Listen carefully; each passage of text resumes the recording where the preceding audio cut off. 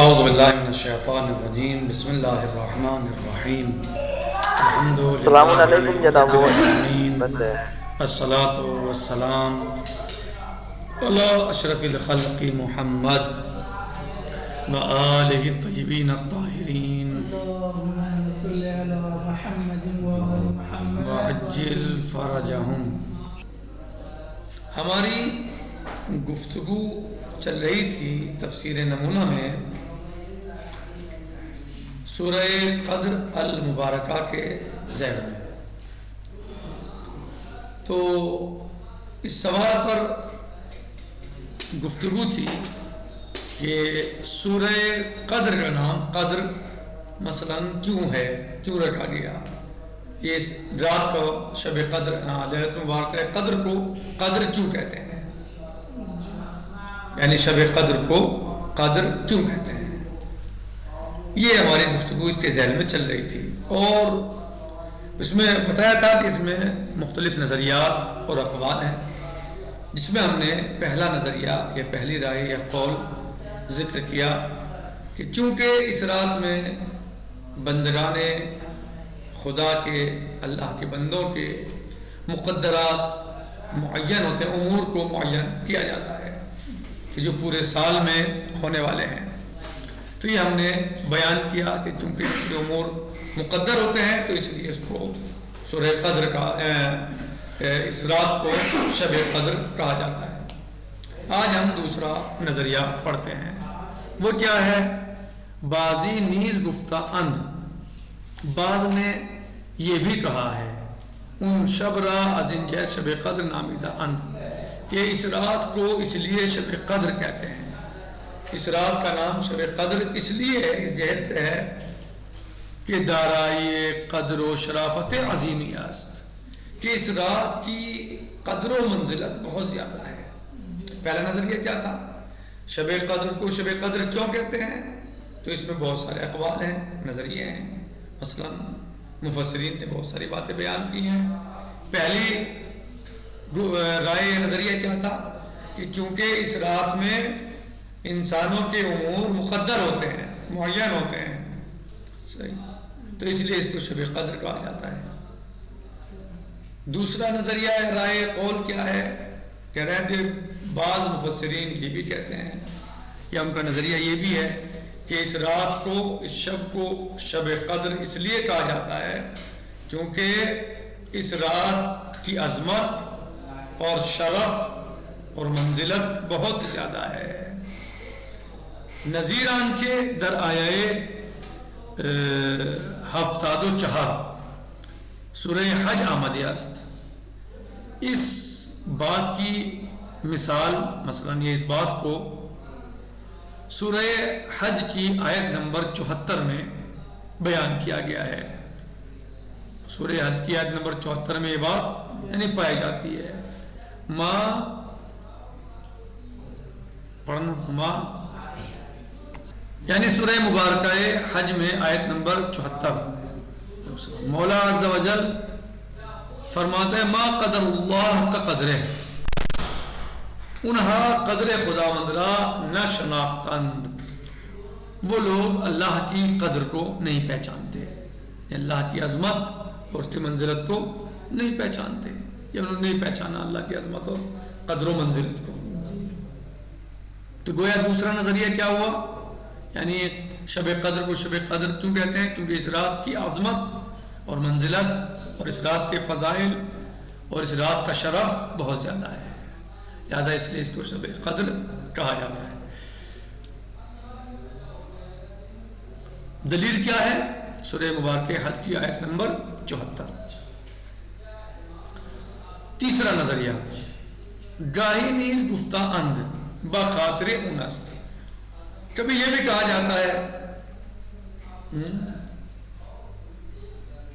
کہ قرآن بتمام قدر و منزلت، کیا منزلت پڑھنا ذرا عبارت صاف نہیں ہے اس میں، قرآن بتمام قدر و منزلت ہے نا،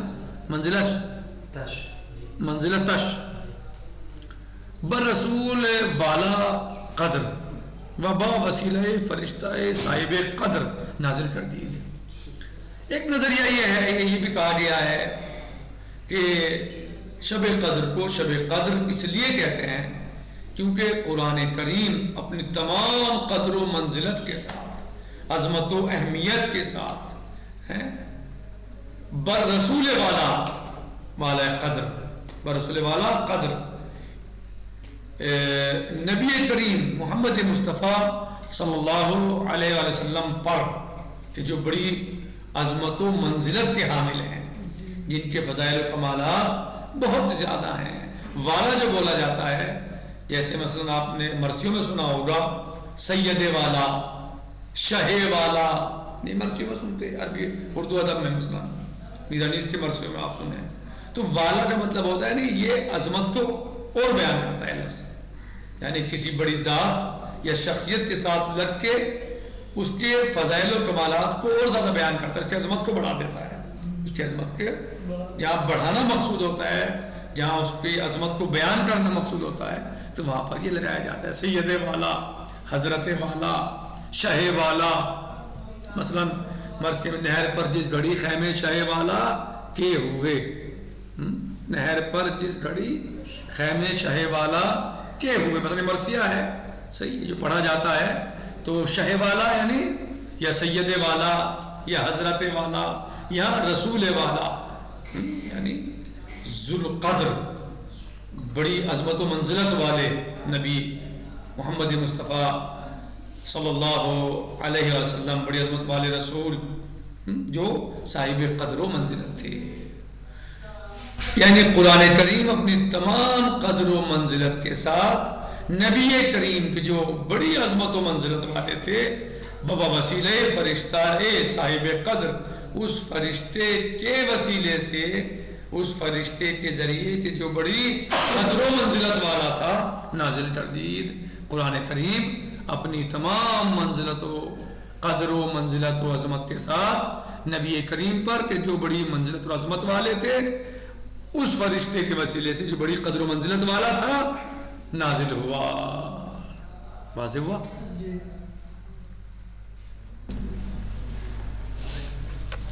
اور چوتھا نظریہ یہ ہے یا ان کے شبیہ است کہ مقدر شدہ قرآن در اون نازل کردہ ہے. یا پھر چوتھا نظریہ کیا ہے کہ اس لیے اس کو شب قدر کہا جاتا ہے کہ اس رات میں، اس مبارک رات میں قرآن کریم معین ہوا، مقدر ہوا، قرآن کریم نازل ہوا ہے کہ مقدر شدہ قرآن در نازل کرتا ہے، اس رات میں نازل ہوا ہے. یا نمبر 5 یا ان کے کثیر کہ ان شبرا احیا بداراد صاحب قدر و مقام و منزلت می شباد. پانچواں نظریہ کیا ہے کہ اس کو شب قدر اس لیے کہتے ہیں کہ جو شخص اس رات کا احیا کرے، یعنی اس رات میں اعمال صالحہ بجا لائے، اس رات میں مولا عز و جل کی اطاعت اور عبادت کرے، اس رات کو اللہ عز و جل کی اطاعت اور عبادت میں گزارے، تو وہ شخص صاحب قدر و منزلت اور مقام بلند ہو جاتا ہے. یعنی جو شخص اس رات کو اللہ تعالیٰ کی عبادت میں گزارے، وہ شخص کیا ہو جاتا ہے؟ صاحب قدر و منزلت اور مقام بلند ہو جاتا ہے، یعنی اس کا مقام بلند ہو جاتا ہے، وہ صاحب قدر و منزلت ہو جاتا ہے وہ شخص. اس لیے اس رات کو شب قدر کہا جاتا ہے. یعنی یہ سب اقوال ہیں، یہ سب نظریات ہیں، یہ آپ اچھی طرح دیکھیے. نمبر 6 یا ان کے در ان شب ان قدر فرشتگان نازل میں شمند کہ کیا ہے عرصہ زمین یا عرصہ زمین ہے، عرصہ زمین برونہا تنگ می شواد. چون تقدیر بمانا تنگ گرفتن نیز آمده است مانند ومن قدر علیہ رزقہ. چھٹا نظریہ یہ ہے اور چھٹی رائے یہ ہے، یعنی یہ بھی ہو سکتا ہے کہ اس رات کو شب قدر کیوں کہتے ہیں، اس کی وجہ یہ بھی ہو سکتی ہے کہ اس رات میں یعنی شب قدر میں اللہ عز و جل کے فرشتے اس قدر نازل ہوتے ہیں، اتنے زیادہ نازل ہوتے ہیں کہ یہ زمین تنگ ہو جاتی ہے، یعنی زمین پر ہو جاتی ہے اور تنگ ہو جاتی ہے، یعنی فرشتے بہت زیادہ ہوتے ہیں کہ زمین تنگ ہو جاتی ہے، چھوٹی پڑ جاتی ہے، تنگ ہو جاتی ہے۔ کیوں تقدیر بمانا؟ کیونکہ تقدیر بمانے تنگ گرفتن نیرامداست، کیونکہ قرآن کریم میں تقدیر بمانے تنگ بھی قرآن کریم میں آیا ہے، استعمال ہوا ہے، جیسے وَمَنْ قَدَّرَ عَلَيْهِ رِزْقَهُ، اور جس پر اللہ عز و جل نے اس کے رزق کو تنگ کر دیا۔ صحیح؟ تو یہ سورہ طلاق کی آیت نمبر 7 میں ایسا آیا ہے۔ کہتے ہیں جمع، یہ کتنی باتیں ہوئی؟ کتنی باتیں ہوئی؟ 6۔ کون سی؟ نمبر 1، اس رات کو شب قدر کیوں کہا جاتا ہے؟ کیونکہ انسان کے تمام امور اس رات میں مقدر ہوئے ہیں، ہوتے ہیں پورے سال کے۔ نمبر 2، اس رات کی قدر و منزلت بہت زیادہ ہے۔ اس رات کی قدر و منزلت، اس رات کو شب قدر اس لیے کہا جاتا ہے چونکہ اس رات کی قدر و منزلت اور شرف اور عظمت اس کی بہت زیادہ ہے۔ نمبر 3، کیونکہ قرآن کریم اپنی منزلت و اہمیت اور عظمت کے ساتھ نبی رسول والا قدر پر، یعنی نبی اعظم محمد مصطفیٰ صلی اللہ علیہ وسلم پر، کہ جن کی عظمت و منزلت بہت زیادہ ہے، اس فرشتے کے ذریعے جو خود صاحب قدر ہے، یعنی قدر و منزلت کا حامل ہے فرشتہ، یعنی عظیم ملک ہے اللہ عز و جل کے ملائکہ میں سے، اس کے ذریعے نازل ہوا ہے۔ چوتھے، کیونکہ اس رات میں قرآن کریم معین مقدر ہو کر نازل ہوا ہے مثلا۔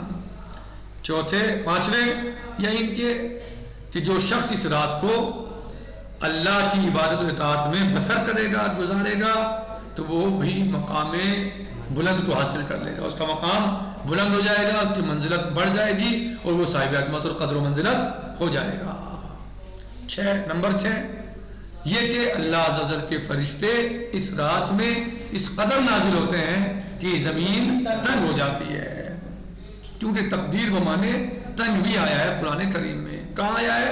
سورہ طلاق کی آیت نمبر 7 میں۔ وہ کیا ہے؟ وَمَنْ قَدَّرَ عَلَيْهِ یا قُدِّرَ عَلَيْهِ رِزْقًا، اور جس پر اس کے رزق کو تنگ کر دیا گیا، ٹھیک، یعنی جس کے رزق کو تنگ کر دیا گیا۔ تو مولا عز و جل مثلا فرماتا ہے قرآن کریم میں سورہ طلاق میں آیت نمبر 7، وَمَنْ قُدِّرَ عَلَيْهِ رِزْقُهُ، اور جس کے رزق کو مثلا تنگ کر دیا گیا۔ تو اب کہہ رہے ہیں وَجَمْعَ مَيَاوْنِ ان تفسیرہا در مفہوم گستردہ لیلۃ القدر کاملا ممکن است، ہر چند تفسیر اول از ہمیں مناسب تر و معروف تر است۔ کہہ رہے ہیں کہ یہ تمام کے تمام وسیع اور یہ تمام جو بیان ہوئی تفسیریں، یہ 6 کے 6 اقوال، یعنی سب لیلۃ القدر کے مسئلے میں جمع ہو سکتی ہیں۔ مثلا کہ شب قدر کو شب قدر کیوں کہا جاتا ہے، یہ سب جمع ہونا ممکن ہے، اگرچہ تفسیر اول جو ہے، تفسیر اول یعنی انسانوں کے مقدرات یا امور اس میں معین ہوتے ہیں، مقدر ہوتے ہیں تمام انسانوں کے، اگرچہ وہ تفسیر اول استاد کیا فرماتے ہیں؟ استاد مکارم شیرازی آیت اللہ علیہ، استاد مکارم شیرازی کیا فرماتے ہیں؟ اگرچہ تفسیر اول جو ہے وہ زیادہ یعنی مناسب تر، یعنی زیادہ مناسب اور معروف ہے، حالانکہ یہ 6 کی 6 باتیں یعنی جمع ہو سکتی ہیں، ان تمام 6 کی 6 باتوں کو، ان کے مفہوم کو جمع کیا جا سکتا ہے کاملا ممکن ہے، ہر چند تفسیر اول، اگرچہ تفسیر اول جو ہے وہ زیادہ مناسب اور معروف اور مشہور ہے۔ نکتفی علی هذا المقدار، باقی غدن سے جی انشاءاللہ، والحمد للہ رب العالمین، السلام علیکم ورحمۃ اللہ وبرکاتہ، فی امان اللہ۔ یعنی صاحب کتاب آیت اللہ العظمیٰ استاد شیخ مکارم شیرازی، ناصر حسین مکارم شیرازی کہتے ہیں کہ یہ تمام جو اقوال بیان ہوئے، تفسیریں بیان ہوئی، یہ سب جمع کیے جا سکتے ہیں، ہو سکتے ہیں، یعنی یہ سب، لیکن جو اول تفسیر ہے پہلے والی جو بیان ہوا ہے وہ زیادہ مناسب اور معروف ہے۔